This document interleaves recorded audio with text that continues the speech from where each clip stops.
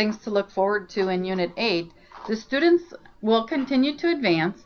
The first part of warm-up, they will practice hearing and producing the subtle differences between the vowel sounds.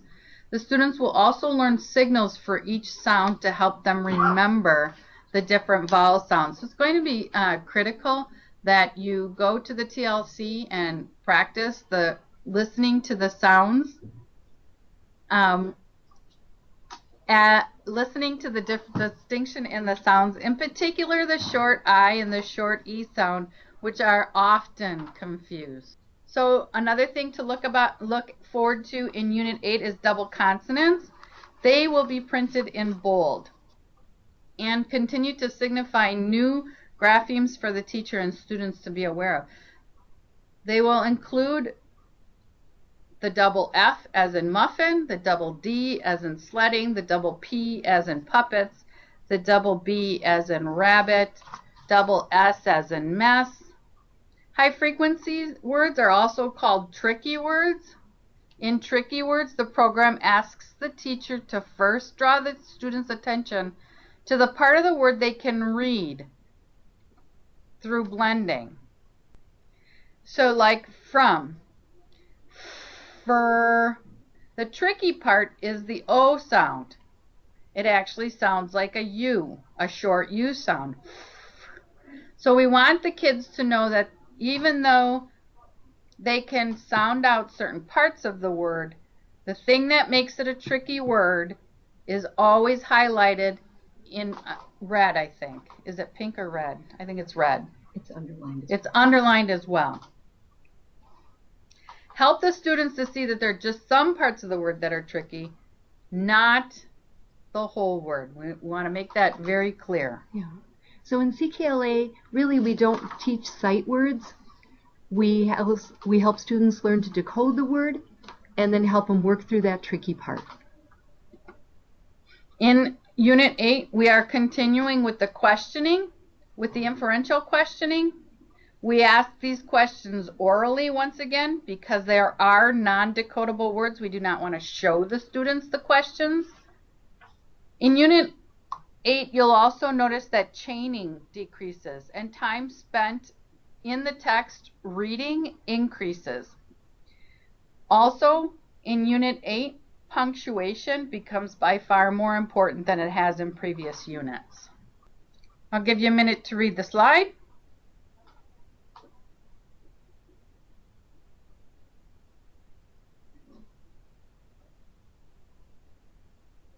So as we continue to make arrangements for reading practice, we need to keep these 4 points in the forefront of our students' minds, so we need to model best practices. In Unit 8, the Student Performance Task Assessment is a comprehensive multi-part assessment of all letter-sound correspondences, of tricky words, of letter names. And in Units 1 through 8 of the CKLA program, it kind of encompasses up to this point all those pieces. With just a few months of K5 instruction remaining, it will be imperative that we clearly identify any individual student weakness. To be successful in first grade, students must have mastered the basic code for short vowel and consonant sounds and be able to apply the knowledge to blend the words of 3 to 5 sounds. Students who do not do well should not go on to Units 9 and 10. There will be a prescription for reteaching from Units 3 through 7 for those students. And the picture that you see on the slide is basically what's in the text, what's in the teacher's guide. If the student does this, then go here. If the student does this, go here. It's very, very well prescribed. So as we've been saying all this time, firm rather than finished. At this point, it's better for students to have firm skills rather than finish all 10 units. Wherever they end with mastery, let me say that again, with mastery, will be where the teacher for the following year can pick up from and continue. All right. If they're ready to go on and they have mastery, then in Unit 9 they're introduced to uppercase letters with a shape that's different than their lowercase letters. So the A and the F and the G would be some of those letters that they'll learn. They get 17 more tricky words, which kind of helps us understand why it's so important to make sure that they're really firm in 8 before going on to 9.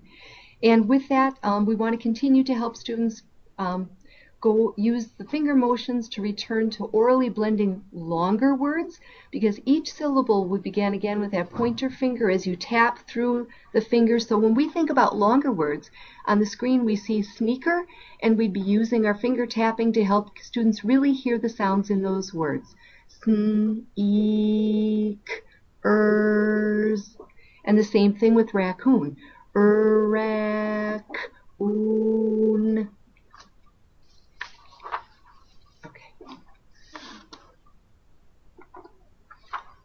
In the Unit 9 reader, this is going to be used a little bit differently.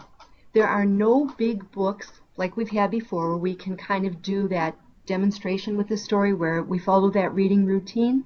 In 9 and 10, these readers become practice readers. They're used for partner reading, group reading, and silent reading. They could even be put into that independent reading station, and you're going to continue to use them in your small group instruction. The nice thing now is that not only do we have these decodable readers, but they transfer to decodable worksheets, so that now on those worksheets that students start to answer those questions with short 1 or 2 or 3 phrase word answers, those questions are going to be written in 100% decodable text, so the students are able to read the questions themselves and answer the questions starting in Unit 9.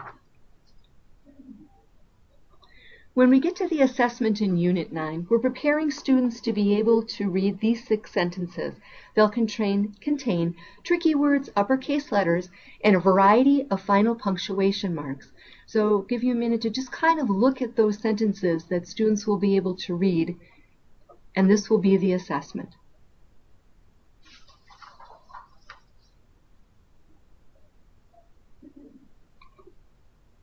All right, Unit 10. We're getting to the end now. We have 11 more tricky words, and we introduced the long vowel sounds at this point. Students learned that 2 sounds, even when they are separated by a consonant, can work together to make 1 sound. It avoids using the term silent letters in favor of split digraphs.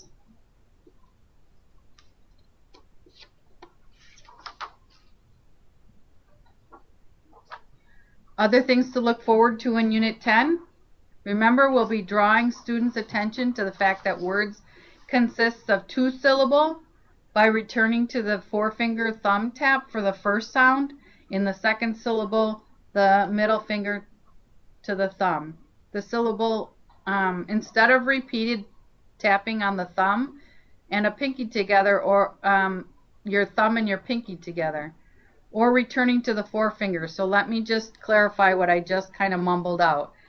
So as we're sounding out syllables, when we have multiple syllables, we sound out the first syllable with our forefinger, then the middle finger, then the next finger, and then when we come to the second syllable, we go back to using the forefinger with the thumb, the middle finger, and the ring finger. I hope that was a little clearer that time than what I just said. And because you can't see me doing this right now, I'm not going to give you a sample because you actually have to see me doing it. The teacher's manual offers really nice directions for these modifications on page 3 and 4 of Unit 10, so please make sure that you read that carefully. Other things to look forward to in Unit 10. There are more story question worksheets. Students practice writing the sentence answers with the capitalization and the punctuation, so they get into the more of the sentence writing. If students are able to complete Unit 10, they will enter first grade being able to read passages like the one that you see on the slide. No matter if the students end at Unit 8, 9, or 10, they will have come such a long way since the beginning of the year, as we all know, and all the phonological awareness activities become strong phonetic reader who can decode for information and pleasure. And the purpose, obviously, is for kids to become fluent with prosody and be able to enjoy reading. Right. And the final assessment in Unit 10 will produce an end-of-the-year performance assessment summary that can be given on to the first grade teachers. Just a note, David Lieben really encouraged us to do the mastery rather than complete the book. So he said, make sure that we're working toward mastery. Wherever you finish, we'll be able to pick up from the teacher next year will be able to pick up where they left off. And if students are able to finish Unit 8, that's a great accomplishment. 9 and 10 are going to be very similar to grade 1, Units 1 and 2, which will be a review. So we want to get students as far as we can, but just know getting them up through Unit 8 will be wonderful if they're all really firm. And then the only thing we have left to do is figure out our favorite way to celebrate. So I'm kind of looking at that ice cream up there, Rita. Which one's your favorite? I'd go with the cupcakes. Maybe we should have them both. And that free time looks like fun too, right? So invite us in, and we'll be there to celebrate with you and enjoy it. Everybody, the program's doing well and MAP's going great. Congratulations on your good work. So we have 2 questions. Yep, 2 questions. The first one is blending 4 and 5 sounds is an expectation beyond the K5 Common Core state standards. Are there other areas we should focus on rather than that one since it's beyond our Common Core?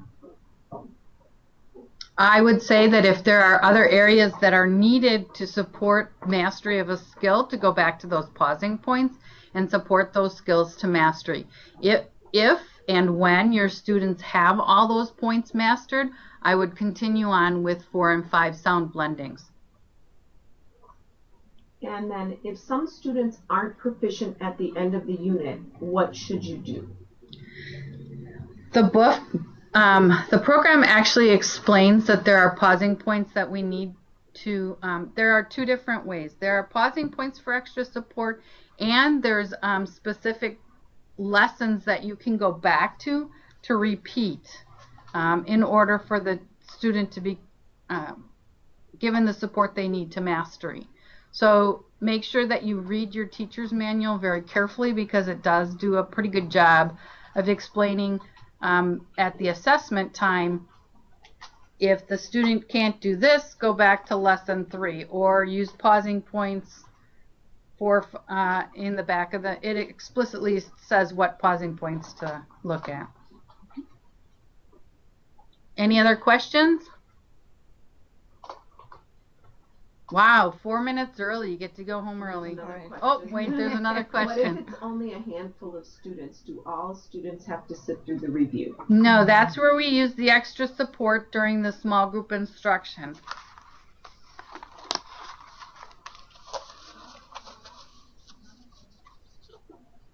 We also want to consider moving those kids to another classroom. So depending upon how far behind they are, we really want to take a look at moving kids to a more homogeneous grouping. Okay. Thank you for joining us, everybody. Have a great night. And we are going to be sending out a survey just to get some feedback on how this worked for us. We understand about the technology glitches, but hopefully this worked for everyone. And if you have questions, please know that you can always email us just by entering our names into the email address. And have a good afternoon.